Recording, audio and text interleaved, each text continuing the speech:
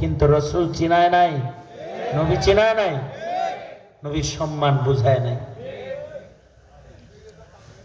বরঞ্চ জাতিকে নাস্তিকের সম্মান বুঝাইছে, খেলোয়াড়ের সম্মান বুঝাইছে, নর্তকীর সম্মান বুঝাইছে।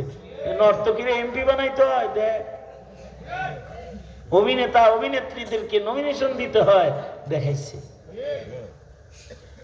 কিন্তু আলেমদেরকে জেলখানায় দিয়া জাতিকে বুঝাইছে এরা কম দামি, এদের পাত্তা দিও না, বুঝাইছে।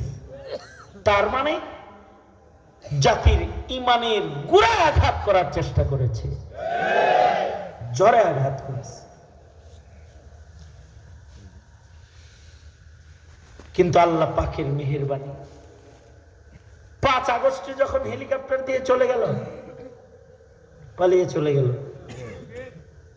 6 তারিখ সন্ধ্যার আগে বাংলাদেশ ভাস্কর্য মুক্ত দেশে পরিণত হলো।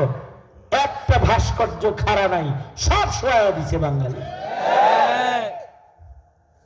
আমার প্রশ্ন তোমাদের কাছে, এই ভাস্কর্যগুলো তো রশিদুর রহমান ফারুক সাহেব ভাঙছে, হ্যাঁ কথা বললো, কিন্তু অলি সব ভাঙছে, মামুনুল হক তো কমপক্ষে 4টা ভাঙছে, আইয়ুবী ভাঙে নাই, জুনায়েদুল হাবিব ভাঙে নাই, যারা জেলে ছিল মৌলবীরা কেউ ভাঙছে, এই মোহতারাম সাহেবকে ছিল 2টা ভাঙতে।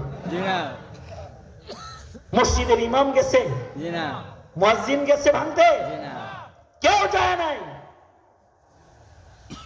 শাহজালালের দেশে তাওহীদবাদী মুসলমানরা আছে, যারা শুধু ভাঙে নাই, ভেঙ্গে ওটার উপরে পেশাব করে দেখায় দিয়েছে আমরা মূর্তিতে বিশ্বাসী না, এক আল্লাহ বিশ্বাসী।